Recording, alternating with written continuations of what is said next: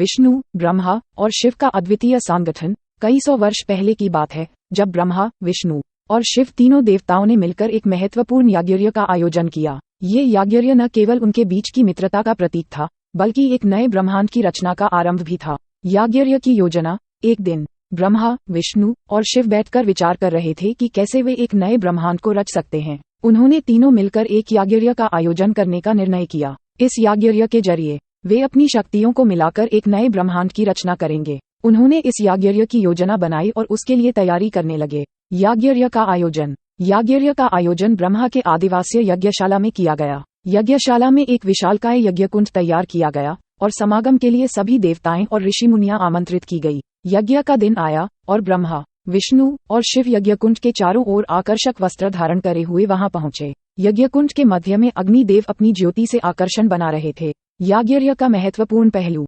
यज्ञ का महत्वपूर्ण पहलू था कि यह तीनों देवताओं के बीच एक महत्वपूर्ण संबंध का प्रतीक था। ब्रह्मा जी यज्ञ के आयोजन का कारण बने और इसका व्यवस्थापन किया। विष्णु जी यज्ञ के प्रमुख पुरुषधान थे और उन्होंने यज्ञ को संपूर्णता से चलाया, और शिव जी यज्ञ के महायजमान थे और उन्होंने अपनी तांडव नृत्य के साथ यज्ञ को समाप्त किया। यज्ञ का प्रारंभ। यज्ञ का प्रारंभ हुआ और ब्रह्मा, विष्णु और शिव तीनों देवताएं वेदों की पढ़ाई करने लगीं। उन्होंने विद्वान्य के साथ यज्ञ की शुरुआत की और ध्यान से यज्ञ का पालन किया। यज्ञ के दौरान वे विभिन्न विधियों और मंत्रों का अभ्यास करने लगे, जिनका उपयोग नए ब्रह्मांड की रचना के लिए किया जाना था। यज्ञ की सफलता। यज्ञ के समापन के बाद ब्रह्मा, विष्णु और शिव ने अपनी शक्तियों को एक साथ मिलाया और एक नए ब्रह्मांड की रचना की। इस ब्रह्मांड में सभी चीजें पूर्णता के साथ रची गई थीं और यह अत्यधिक सुंदर था। त्रिमूर्ति का संवाद। यज्ञ के बाद त्रिमूर्ति एक साथ बैठकर बात कर रहे थे। विष्णु ने कहा, ये ब्रह्मांड हमारे साझा प्रयास का परिणाम है, इसकी रक्षा करनी होगी। शिव ने यह विचार दिलाया कि इस ब्रह्मांड की रक्षा के लिए उन्हें एक स्थायी शिवलिंग का स्थापना करनी चाहिए,